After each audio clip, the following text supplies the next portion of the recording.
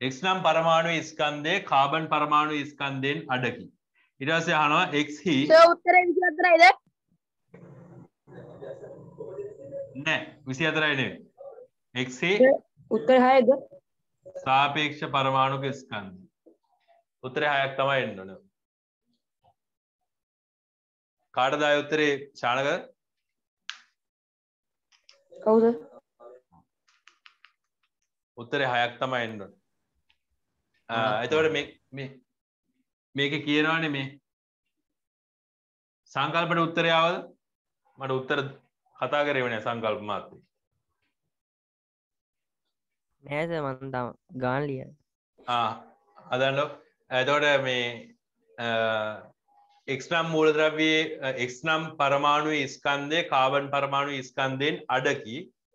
ඊට පස්සේ x හි සාපේක්ෂ පරමාණුක ස්කන්ධය සොයන්න. x හි සාපේක්ෂ පරමාණුක ස්කන්ධය සොයන්න.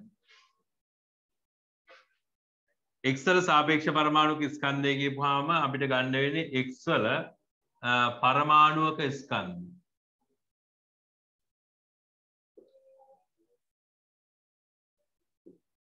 බෙදන්න ඕනේ කාබන් 6 12 සමස්ථානික කියන්නේ 12න් එක ගුණ කිරීම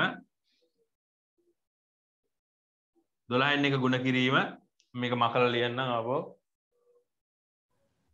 සර් 6ක් නේද උඩන්නේ? ඔව් 6ක් එන්න ඕනේ. 12න් එක ගුණ කිරීම කාබන් 6 12 සමස්ථානිකයේ පරමාණුක. හරි සර්. හරිනේ. ඒතර x පරමාණුවේ හොඳයි. x පරමාණුවේ ස්කන්ධය මේකේ දීලා තියෙනවා කාබන් 6 12 සමස්ථානිකයේ පරමාණුක ස්කන්ධයෙන් අඩක් කියලා. ඒතර අපිට මේක ගන්න පුළුවන් 0.5 වැඩි කිරීම කියලා ගන්න පුළුවන්. එහෙම නැත්නම් මේක බෙදීම 2 කියලා ගන්න පුළුවන්. හරි. ඒතර කාබන් 6 12 සමස්ථානිකයේ පරමාණුක ස්කන්ධය බෙදීම 2 විදිහට අපිට ගන්න පුළුවන් x පරමාණුවේ ස්කන්ධය. ඊට පස්සේ ඒක බෙදන්න ඕනේ 12න් එක ගුණ කිරීම කාබන් 6 12 සමස්ථානිකයේ පරමාණුක ස්කන්ධය. එතකොට මෙන්න මෙන්න මේක තමයි අපි සුළු කරගන්න ඕනේ. මෙන්න මේ යට තියෙන. එතකොට මේක අපි සුළු කරපුවාම මේකට මේක කොහොමදත් කැපිලා යනවා. එතකොට අපිට එනවා 2න් එක බෙදීම 12න් එක කියලා එක. එතකොට මේක අපි 12න් එක එහා පැත්තට අරන් ගියපුවාම 2න් එක ගුණ කිරීම 12 කියලා එනවා. එතකොට 2න් එක ගුණ කිරීම 12 කියලා කියන්නේ මේ 12ට 2 කැපිලා ගියපුවාම 6යි කියලා තමයි උත්තරේ. උත්තරේ 6යි. එතකොට ওই විදිහට එක එක විදිහට එන්න පුළුවන් මේවා මොනවාද මේ ගණන්. දැන් x සාපේක්ෂ පරමාණුක ස්කන්ධය මෙහෙම ගානක් දුන්නාම දැන් ඔයාලා ඉස්සරහට දිගට කරගෙන යනකොට ඔයාලට මේ හොඳට මතක හිටිනවා කාබන් 6 12 සමස්ථානිකයේ සාපේක්ෂ පරමාණුක ස්කන්ධය. එතකොට මේ x කියන පරමාණුවේ ස්කන්ධය ඒකනම් සිග්නල් අඩු වෙලා නෙවෙයි මේ අර GB එකක් කියරුණාම ඒක මේ කට් වෙනවා ඊටපු එකපාරට. එතන මේකේ කාබන් පරමාණුවේ ස්කන්ධයෙන් අර්ධයක් කියලා දීපු ගමන් වලට ඒක ටක් ගාලා එන්න ඕනේ සාපේක්ෂ පරමාණුක ස්කන්ධයක් කාබන් වල සාපේක්ෂ පරමාණුක ස්කන්ධයෙන් අර්ධයක් කියලා. එතන කාබන් වල සාපේක්ෂ පරමාණුක ස්කන්ධය සාමාන්‍යයෙන් 12යි. 12යි කියලා තමයි ගන්න. එතන ඒකෙන් අර්ධයක් කියපුවම 6යි කියලා අපිට ගන්න පුළුවන්. ඒ ඉස්සරහදී ඔය අපි දිගට ගණන් හදාගෙන යද්දී ඒ හැකියාව ඔයාලට එනවා. හරිද? ඔහොම තමයි මුලදී පොඩ වර්ධිනවා. පොඩ යන්න තමයි වැඩේ තේරෙන්නේ. ඊට පස්සේ අපි යමු මේ පාඩමේ ඊළඟ කොටසට. ඒකේ තියෙනවා බලන්න සාපේක්ෂ අණුක ස්කන්ධය. දැන් මෙතෙන්දී අපි සාපේක්ෂ පරමාණුක ස්කන්ධය හරි සාපේක්ෂ අණුක ස්කන්ධයයි කියලා ඇත්තටම ආකාර දෙකක් නෑ. ඕකේ ආකාර එකක්. ඒ කියන්නේ සාපේක්ෂ පරමාණුක ස්කන්ධය ඊළඟට වලට තියෙන මාතෘකාව සාපේක්ෂ අණුක ස්කන්ධය. ඒතර සාපේක්ෂ අණුක ස්කන්ධය සාපේක්ෂ පරමාණුක ස්කන්ධය කියලා කියන්නේ දෙකම එක වගේම තමයි. එකම විදිහේ දෙකක් තමයි ওই දෙකම. බලමු අපි කොහොමද මේ සාපේක්ෂ අණුක ස්කන්ධය ගණනය කරන්නේ කියලා. දැන් මෙච්චරලා කතා කරේ අපේ ආවර්තාවකයේ තියෙන මූලද්‍රව්‍ය 115ක් 120ක් අතර හරියට කිව්වොත් 118ක් විතර අපේ ආවර්තාවකයේ මූලද්‍රව්‍ය තියෙනවා. එතන මේ මූලද්‍රව්‍ය 118ටම සාපේක්ෂ පරමාණුක ස්කන්ධ 118ක් තියෙනවා. සාපේක්ෂ පරමාණුක ස්කන්ධ 118ක් තියෙනවා. එතකොට මේ මූලද්‍රව්‍ය එකතු වෙලා අණු හැදෙනවානේ සංයෝග නිර්මාණය වෙනවානේ. එතකොට හයිඩ්‍රජන් සහ ඔක්සිජන් එකතු වෙලා H2O හැදෙනවා. ජලය හැදෙනවා. එතකොට මෙන්න මේ වගේ අණුවක් ගත්තොත් මෙන්න මේ වගේ අණුවක ස්කන්ධය අර කලින් ගත්තා වගේම අපිට ගණනය කරන්න පුළුවන් අර පරමාණුක ස්කන්ධ ඒකක වගේ කී ගුණයක්ද මේ අණුවේ ස්කන්ධය කියන එක අපිට බලන්න පුළුවන්. අපි ඒක ඉස්සෙල්ලා ලියාගෙන ඉමු ඊට පස්සේ බලමු ඔක කොහොමද කරන්න කියලා. හරි. මේක අපි ඉස්සෙල්ලා ලියාගෙන ඉමු.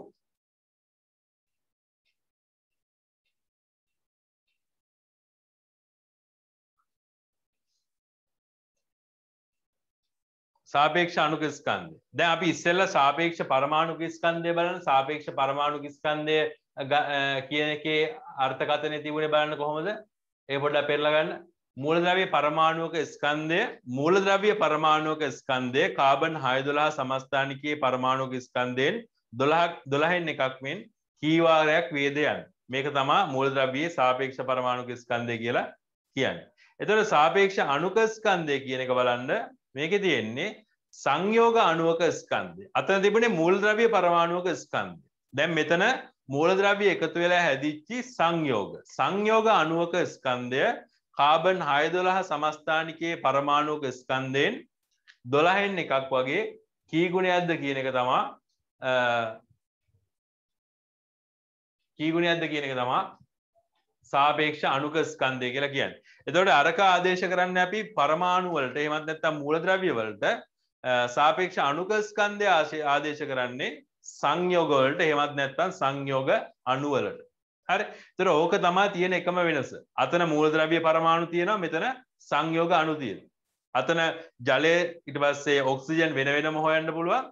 මෙතන ජලාණුව සම්පූර්ණයෙන්ම අපිට හොයන්න පුළුවන් ජලාණුවේ සාපේක්ෂ අණුක ස්කන්ධය කීයද කියන්නේ. ඒතර සාපේක්ෂ අණුක ස්කන්ධය කියන එකේ මේක ලියා ගන්න ලියලා ඉවරලා මෙන්න මෙච්චර තමයි ඒක ලියන්න තියෙන්නේ. මේකේ දීලා තියෙනවා ඔයාලගේ ටියුට් එකේ බලන්න සාපේක්ෂ අණුක ස්කන්ධය කියන එක යටතේ එකිනෙකට වෙනස් පරමාණු සංයෝජනය වීමෙන් සෑදෙන අණු වලින් සංයෝග සමන්විත වේ.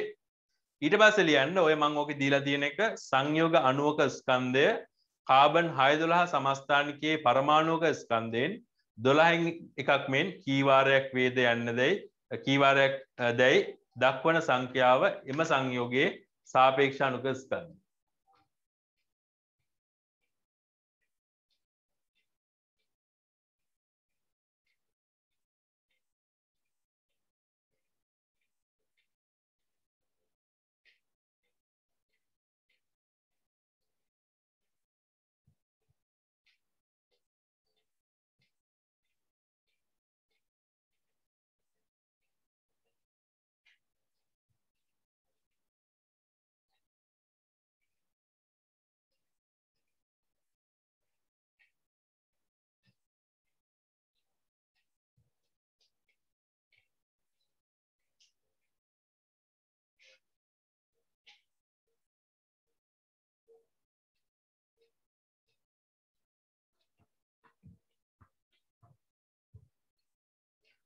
ඔය ඔතන ඔයාලගේ මේ ඔය ප්‍රසන්ටේෂන් එකේ ඔයාලගේ පොතේ ඔක්කොම දීලා තියෙනවා මෙන්න මෙතන මේ කොටස මෙන්න මේක මූලද්‍රව්‍ය හෝ සංයෝග අණුවක කියලා දීලා තියෙනවා මෙන්න මේ කොටස අයින් කරගන්න. හරි මේක අවශ්‍ය නැහැ. සංයෝග අණුවක කියන එක විතරක් ගන්න. හරි මූලද්‍රව්‍ය හෝ කියන එක ගන්න එපා මෙතෙන්ට. මොකද ඒක අපි සාපේක්ෂ පරමාණුක ස්කන්ධය කියන එකට ගත්තනේ මූලද්‍රව්‍ය පරමාණුක ස්කන්ධය බෙදනවා කාබන් 612 සමස්ථානිකයේ පරමාණුක ස්කන්ධ. එතන මෙතන ඕක දාන්න එපා. මේක මෙතන ගන්න සංයෝග අණුවක ස්කන්ධය බෙදීම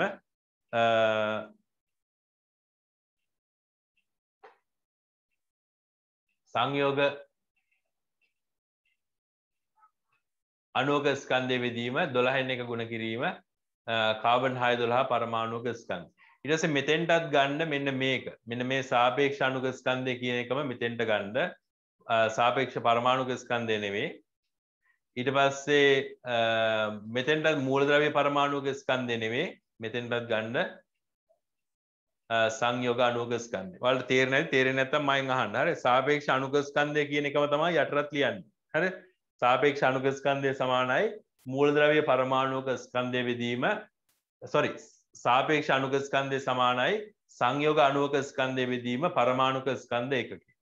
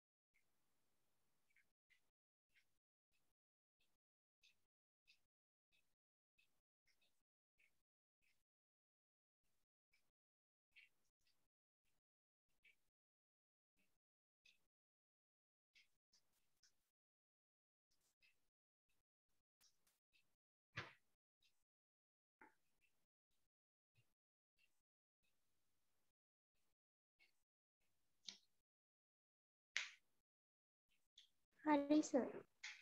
හරිනේ. එතකොට මේකත් ඉතින් අර විදිහට තමයි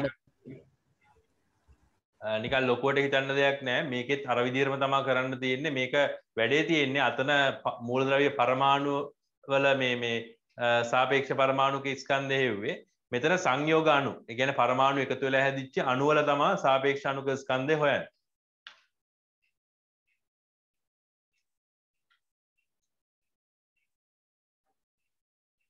හරිද?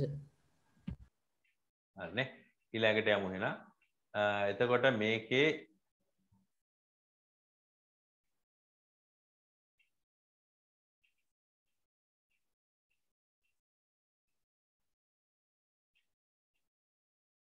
ඔයාලට දීලා තියෙන ගාන තමයි මේ තියෙන්නේ.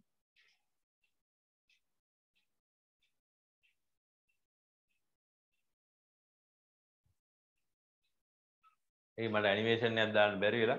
හරි. මේකේ මේ බලන්න කාබන් ඩයොක්සයිඩ් ඔයාලට තියෙන ගාන බලන්න කාබන් ඩයොක්සයිඩ් අණුවක සැබෑ ස්කන්ධය 7.31 ගුණ කිරීම 10 ඍණ 23 ග්‍රෑම්. 7.31 ගුණ කිරීම 10 ඍණ 23 ග්‍රෑම්. කාබන් ඩයොක්සයිඩ් අණුවක ස්කන්ධය 7.31 ගුණ කිරීම 10 ඍණ 23 ග්‍රෑම්. කාබන් ඩයොක්සයිඩ් අණුවක ස්කන්ධය. ඊට පස්සේ කාබන් ඩයොක්සයිඩ් වල සාපේක්ෂ අණුක ස්කන්ධය හොයන්න ගිහුවාම කාබන් ඩයොක්සයිඩ් එක අණුවක ස්කන්ධය 7.31 ගුණ කිරීම 10 ඍණ 23 ග්‍රෑම්.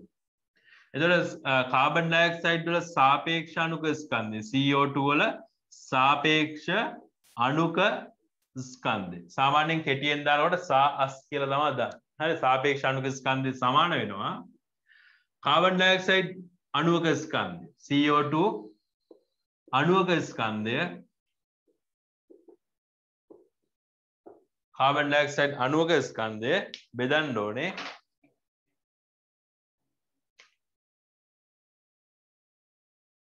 කාබන් 6 12 සමස්ථානිකයෙන් 12න් එක ගුණ කිරීම කාබන් 6 12 සමස්ථානිකයේ පරමාණුවක ස්කන්ධය. ඒතර ඕක අර කලින් හදුවා වගේමනේ කලින් හදපු වගේම ගානක්. මේකේ අංක විතරයි වෙනස් වෙන්නේ. මේක 7.31 ගුණ කිරීම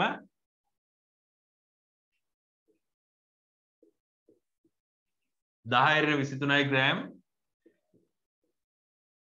බෙදන්න ඕනේ අර කාබන් පරමාණු ස්කන්ධය අපි දන්නවා 12න් එක ගුණ කිරීම කාබන් පරමාණු ස්කන්ධය 1.99 වැඩි කිරීම 10 ඍණ 23 ග්‍රෑම්. එතන මේක සුළු කරපුවාම අපිට කාබන් ඩයොක්සයිඩ් වල සාපේක්ෂ පරමාණුක ස්කන්ධය නෙවෙයි සාපේක්ෂ අණුක ස්කන්ධය ලැබෙනවා. සාපේක්ෂ අණුක ස්කන්ධය ලැබෙනවා. ඒතර ඒකට සාපේක්ෂ අණුක ස්කන්ධය කියලා කියන්න හේතුව මේක පරමාණුවක් නෙවෙයි මේක මූලද්‍රව්‍ය කීපයක් එකතු වෙලා හැදිච්ච අණුවක්.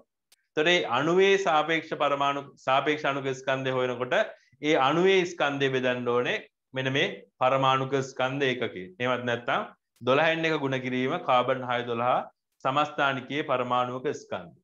හරි. එතකොට ඔයාලා මෙන්න මේ ගාන හදලා තියෙන උත්තරේ මෙන්න මේක ලියා ගන්න. මෙන්න මේක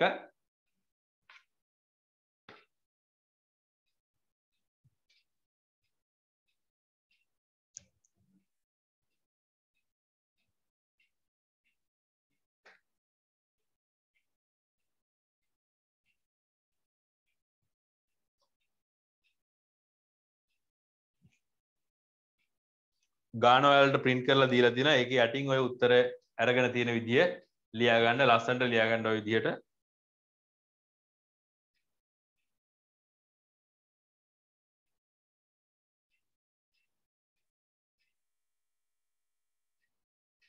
හරි සර්.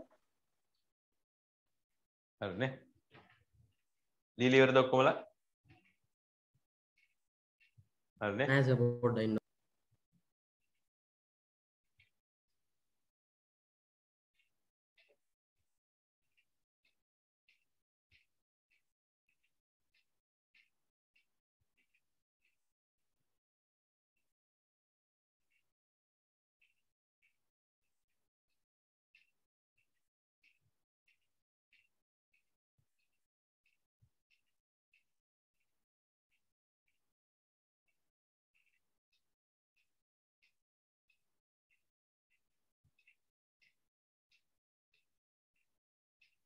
ඉෂාන්ත මොනවද මේ මැසේජ් කරලා දෙන්නේ?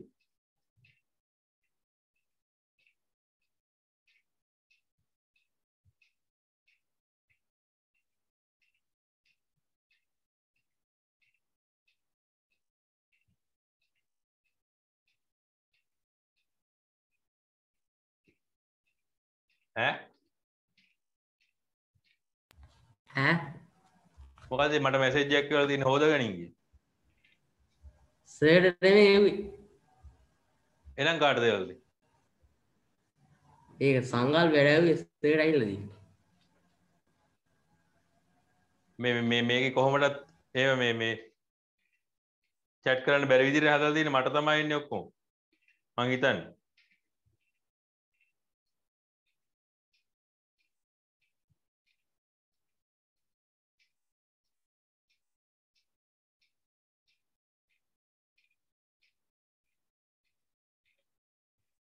පන්තිරේල් නිකන් පිස්සු කෙලින්න හදන්න එපා මේ ඉෂාන්ත. නිකන් මේ වෙන chat කර ඉන්න එපා මේ පන්තියේ මේ. මොකද මට නෙමෙයි පාඩුව වෙන්නේ ඕක. හරිද? ඕක ආයේ මට ආයෙම ඕවා ගැන කතා කරන්න යනකොට මට ආයේ ඔයාලගේ දෙමව්පියෝ කොච්චර මහන්සියෙන්ද සල්ලි හම්බ කරන්නේ ඊට පස්සේ ඔයාලගේ දෙමව්පියෝ කොච්චර දුක් විඳිනවද ඔයාලා මෙච්චර ලොක් කරන්න කොච්චර අමාරු වුණාද ඔය හැමදේම කියන්න වෙනවා ඒක නිසා මම ඒව මතක් කරන්නේ ඒව මතක් කරොත් එහෙම දිගට මතක් කරන්න ගියොත් මේකේ කට්ටියම දුක් වෙලා තමයි පන්තිය නවත්තන්නේ ඒක නිසා එහෙම ඒව ගැන කතා කරන්න අවශ්‍ය නැහැ උනාට ඔයාලා දැනගන්න ඕනේ පන්තියකට ආපුවාම ඒ පන්තියේ අවශ්‍ය දේවල් ටික කරලා එළියට ගිහිල්ලා ඕන දෙයක් කරගන්න. හරිද? ඒ කියන්නේ ගෙදර වැඩ ටික කරන්න, Tamanට යාළුවොත් එක්ක කතා කරන්න, විහිළු කරන්න, මේ දේවල් කරන්න ඕනේ. පන්තිය ඇතුළේදී වෙන පිස්සු කියලා ඉන්න එපා. මම ඒකයි කියන්නේ. හරිද? මට දැන් මේකේ chat ඔයාලා මේකේ chat off කරා කියලා තේරුමක් නැහැ. ඔයාලට දැන් ඕනනම් මේ WhatsApp එකෙන් chat කරන්න පුළුවන්. මම දන්නේ නැහැ නේ ඒක chat කරනවා කියලා. අන්න ඒ වගේ මේ ඕනනම් මට වීඩියෝ ඔන් කරගෙන තියෙනකොට ඔයාලට අත කොහොම යටින් තියාගෙන ඕනනම් chat කරන්න පුළුවන්. ඒ වගේ ඕන දෙයක් කරන්න පුළුවන්. ඒ තමන්ගේ කරන දේවල් අර කියනවනේ අර උඳු වැපුරුවොත් උඳු හම්බ වෙනවා නේද?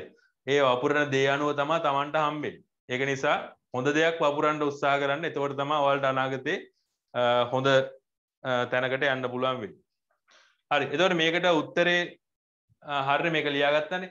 ඊට පස්සේ ඔයාලා මේකේ කලින් ස්ලයිඩ් එකේ මට ලියා ගන්න අමතක වෙච්ච එකක් තියෙනවා. මේ ලියන්න දෙන්න අමතක වෙච්ච එකක් තියෙනවා. මෙන්න මේකේ යටින් ලියා ගන්න ඕනේ සාපේක්ෂ අනුක ස්කන්ධය කියන එක යටින් ලියා ගන්න ඕනේ. සාපේක්ෂ අනුක ස්කන්ධයට ඒකකයක් නොමැත කියන එක ලියා ගන්න. පොඩ්ඩක් කොහෙන් හරි අයිනකින් ලියා ගන්න සාපේක්ෂ අනුක ස්කන්ධයට ඒකකයක් නොමැත. අර කලින් එක වගේ තමයි මේකත් අර සාපේක්ෂවනේ බලන්නේ. ග්‍රෑම් වලට ග්‍රෑම් කැපිලා යනවා. එතකොට සාපේක්ෂ අනුක ස්කන්ධයටත් ඒකකයක් නැහැ.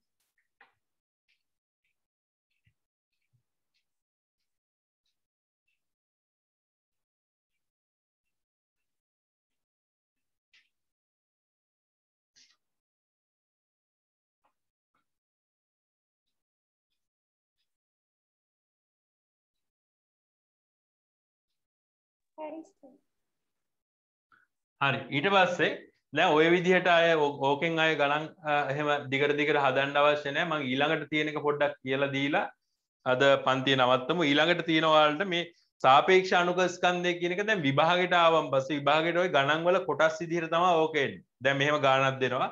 ඔයාලට එක එක දේවල් තියෙනවා. දැන් මවුල ගණන හොයන්න කියලා තියෙනවා. මේ පාඩමේ ඉදිරියේ තියෙනවා. මවුල ගණන හොයන්න කියලා එකක් තියෙනවා. මවුල ගණන හෙව්වන් පස්සේ සාන්ද්‍රණය හොයන්න ඕනේ එකකින්. ඔය එක එක කොටස් තියෙනවා. ඒක නිසා ඒ දේවල් වලට ඉස්සෙල්ලම අපි සංයෝගවල මෞලික ස්කන්ධ හොයන්න දැනගෙන ඉන්න ඕනේ. හැබැයි මේ අර මොකද්ද මේ සාපේක්ෂ අණුක ස්කන්ධය හොයන්න දැනගෙන ඉන්න ඕනේ. හැබැයි අර මේකේ ලියලා තියෙන විදිහට ඔයාලට අර දීලා තියෙන විදිහට අර සංයෝග අණුවක ස්කන්ධයේ බෙදීම කාබන් 612 සමස්ථානිකයේ පරමාණුවක ස්කන්ධයෙන් 12n එක ඔය විදිහට නෙමෙයි හොයන්න තියෙන්නේ. ඒක හොයන්න වෙනම ක්‍රමයක් තියෙනවා. සාපේක්ෂ අණුක ස්කන්ධය හොයන්න සාපේක්ෂ අණුක ස්කන්ධය හොයන්න මම මේක ඉවරෙච්ච ගමන් PDF එක දාන්නම් සංකල්ප ඈ. දැම්ම දාන්න ඕනේද? නෑ මම මේක ඉවරෙච්ච ගමන් දාන්නම් ඈ. සාපේක්ෂ අණුක ස්කන්ධය ওই විදිහට හොයන්න බෑ. මේකෙත් හොයන්න ක්‍රමයක් තියෙනවා. හරිද? මේ ක්‍රමයට හොයන්න ඕනේ. ඒ විදිහට තමයි සාපේක්ෂ අණුක ස්කන්ධ හොයන්න විභාගයට තියෙන්නේ. එතකොට මම උදාහරණයක් විදිහට මෙන්න මේ සරල උදාහරණයක් ගන්නම්. හිතන්නකො ඇමෝනියා කියන අණුව NH3 මේ ඇමෝනියා කියන අණුව. ඊට පස්සේ මේකේ සාපේක්ෂ අණුක ස්කන්ධය හොයන්න කියලා කියනවා. එතකොට මේකේ සාපේක්ෂ අණුක ස්කන්ධය හොයන්න කියපුවාම කෙටි කෙටි දෙහෙන්නේ. සර්ගේ සිග්නල් අඩු බා. ඒක තමයි සිග්නල් අඩු වෙලා නේ. ඒවට මේක චුට්ටක් කියලා දෙන්න ඕනේ. කියලා දුන්නාම තමයි ඔයාලට ගෙදර වැඩක්වත් මට දෙන්න පුළුවන්. චුට්ටක් වෙලා අපි බලමු. දැන් හරි නේද?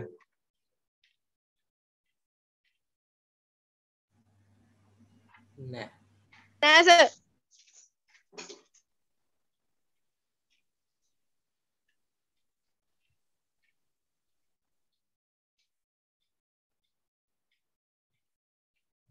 දැන් හරි සර්. හරිනේ. එතන මෙන්න මේ වගේ ඇමෝනියා කියන අණු ඇමෝනියා කියන සංයෝගයේ සාපේක්ෂ අණුක ස්කන්ධය හොයන්න කිව්වොත් එහෙම අපි හොයන්න ඕනේ මෙන්න මෙහෙම විභාගයට දෙන්නේ. නයිට්‍රජන් වල සාපේක්ෂ පරමාණුක ස්කන්ධය දෙනවා අපිට 14යි කි. ඊට පස්සේ හයිඩ්‍රජන් වල සාපේක්ෂ පරමාණුක ස්කන්ධය අපිට දෙනවා 1යි කියලා. දැන් අපි එතකොට මෙන්න මේ දෙක ආශ්‍රිතව මේ දෙක ආශ්‍රය කරගෙන මෙන්න මේකේ සාපේක්ෂ අණුක ස්කන්ධය හොයන්න. එතකොට මේ අණුව බැලුවොත් එහෙම නයිට්‍රජන් පරමාණු තියෙනවා 1ක්. තව හයිඩ්‍රජන් පරමාණු තියෙනවා 3ක්. එතකොට මෙන්න මේ කට්ටියගේ සාපේක්ෂ පරමාණුක ස්කන්ධ දන්නවනම් නයිට්‍රජන්ගේ සාපේක්ෂ පරමාණුක ස්කන්ධයයි හයිඩ්‍රජන් වල සාපේක්ෂ පරමාණුක ස්කන්ධයයි දන්නවනම් අපිට මේ ඇමෝනියා අණුවේ සාපේක්ෂ අණුක ස්කන්ධය හොයන්න පුළුවන්. අර විදිහට බෙද බෙද ඉන්න අවශ්‍ය නැහැ. හරිද? අර ලොකු සුළු කිරීම එහෙම අවශ්‍ය වෙන්නේ නැහැ. මේ විදිහට සාපේක්ෂ අණුක ස්කන්ධය හොයන්න පුළුවන්. නයිට්‍රජන් වල අපිට දීලා තියෙනවා 14යි කියලා. 14 ගුණ කිරීම 1 එකතු කරනවා හයිඩ්‍රජන් වල 1යි 1 ගුණ කිරීම 3. එතකොට අපිට උත්තර එනවා ඇමෝනියා වල 14 වරක් 1 14යි 3 වරක් 1 3යි 14යි 15යි 16යි 17යි සාපේක්ෂ අණුක ස්කන්ධය. එතකොට මේක ගත්ත විදිහ තේරුණානේ. මම තව එකක් ඔයාලට හොයලා පෙන්නන්නම්. හරි තව එකක් හොයලා පෙන්නන්නම් ටිකක් දිග එකක්.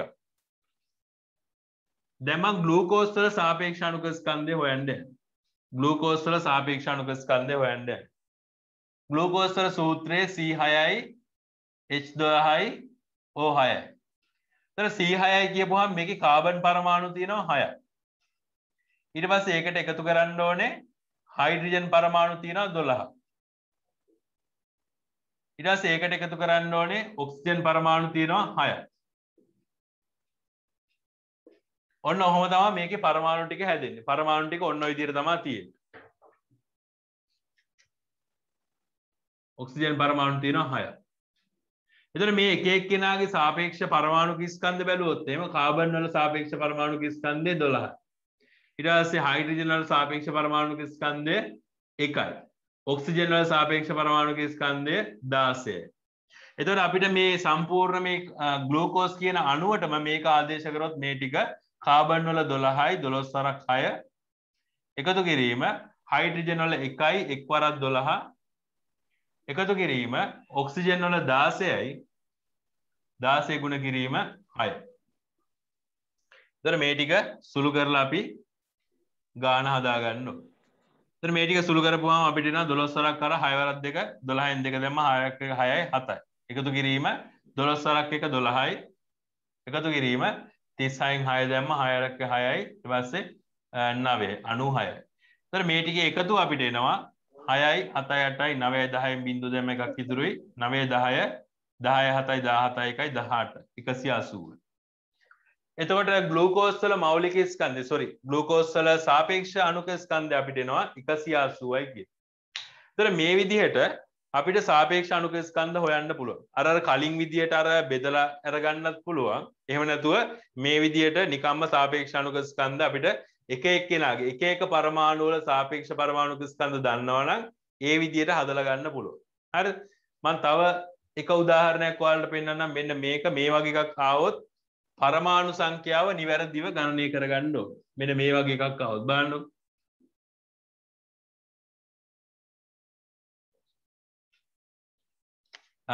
ඇලුමිනියම් නයිට්‍රේට් ගමු Al NO3 මෙතනින් 3 ඉලක්කම. වරණක් දාලා තමයි 3 ඉලක්කම තියෙන්නේ. මට දැන් කියන්න මේකේ තියෙන ඇලුමිනියම් පරමාණු සංඛ්‍යාව සුදාරක් කියන්න බලන්න.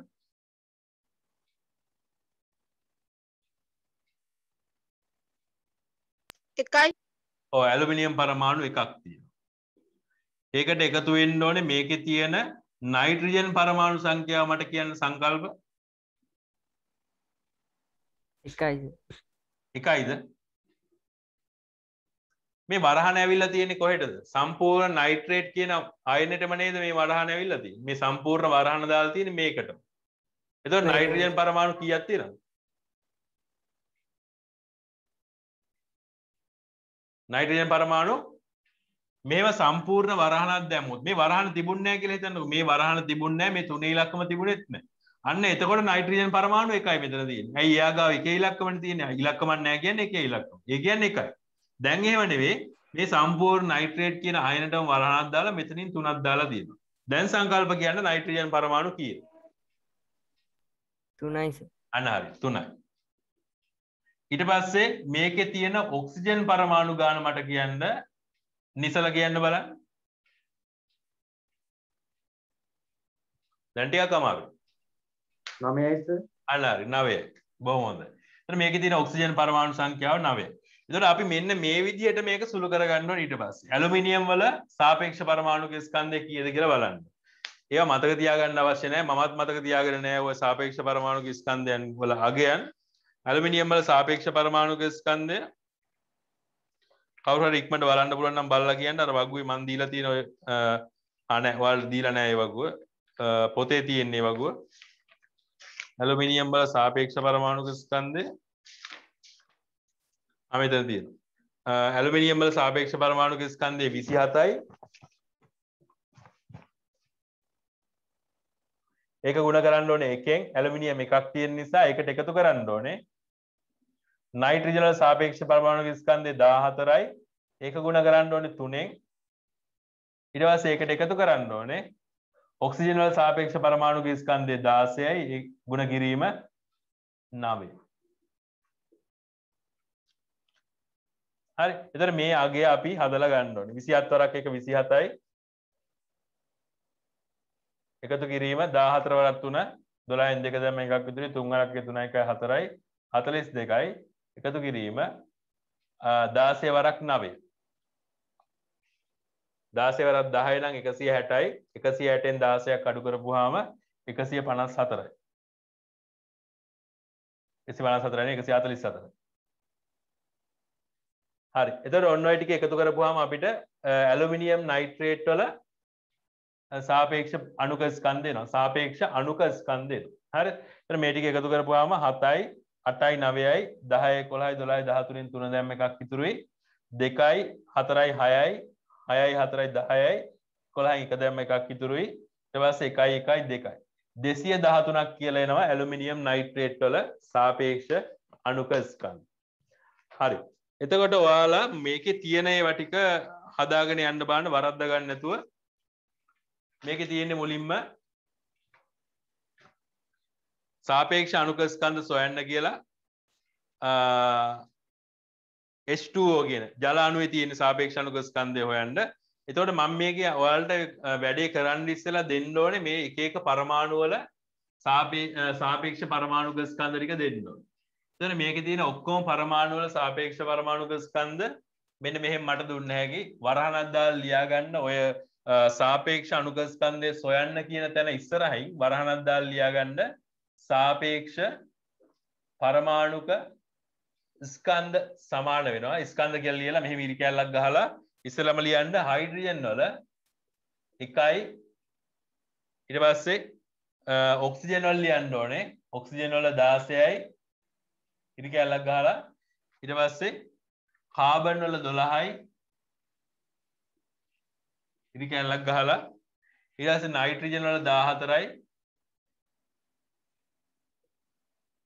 ඉරි කැල්ලක් ගහලා සල්පවල 32යි. ඔන්න ඔය ටික දන්නවනම් මේ සම්පූර්ණ ඔක්කොගෙම සාපේක්ෂ අණුක ස්කන්ධ ටික හොයන්න පුළුවන්. එඩි ලියන්න සර්. ඔය ඒ ටික ලියන්න කොතනද දන්නවද? ඔය මේ දැන් හදන්න ඔව් දැන් හදන්න ඕනේ ටික. ඒ අර තියෙනවනේ මෙතන ජලය තියෙනවා කාබන් ඩයොක්සයිඩ් නයිට්‍රජන් සල්ෆියුරික් අම්ලය ඇලුමිනියම් සල්ෆේට්. ඒතර ඒ ටිකේ හදාගෙන යන්න. බලන්නකො හදන්න පුළුවන්ද කියලා මේවා මේ අනිවාර්යෙන් මේවා කරලා හුරු වෙන්න ඕනේ. ඒකයි මම මේ ආයෙ මේවා වලට කරන්න කියන්නේ. ශානක කම්මැලිද? නිදිමතයිද?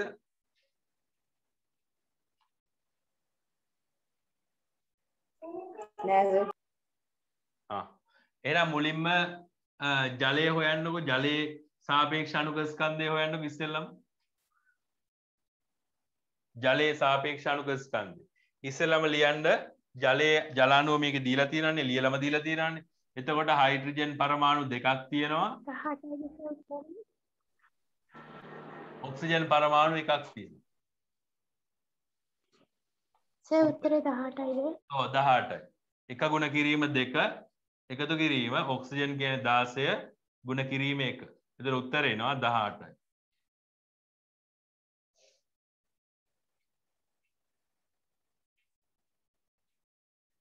හරිද? ඉෂාන්ත වැඩේ තේරුණාද? ඔව් සර්. හරි. ඊට පස්සේ යන්න කාබන් ඩයොක්සයිඩ් වලට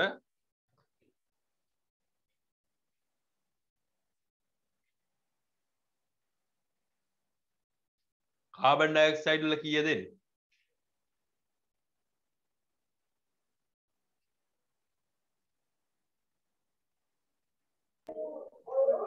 සර් 44ක් තමයි එන්න.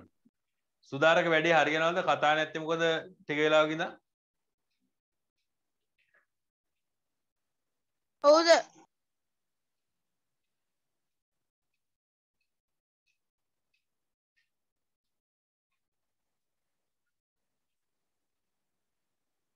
නයිට්‍රජන් වල කීයද ආවේ? පස්සේ නයිට්‍රජන් යච්චර අමාරු නෑ. සල්ෆියුරික් හදන්නකො හදලා කියන්නකො පස්සේ මට කීයද එන්නේ කියලා උත්තරේ. සල්ෆියුරික් වලට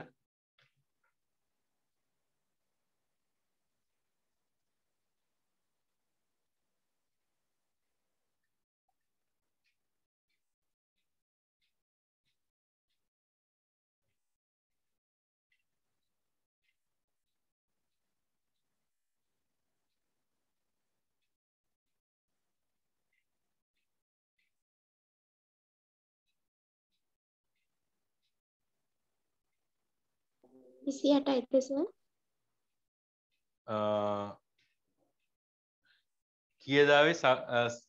නයිට්‍රජන් වලට 28යි යෝ. සල්ෆියුරික් වලට හෙව. සල්ෆියුරික් කියන්නේ ඊට යටින් තියෙන එක H2SO4 නේ.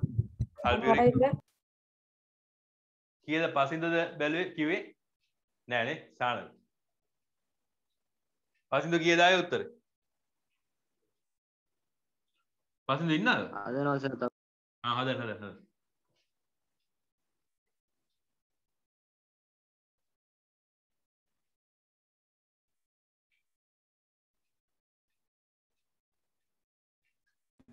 සර් ඉස්සරහගේ කීයද?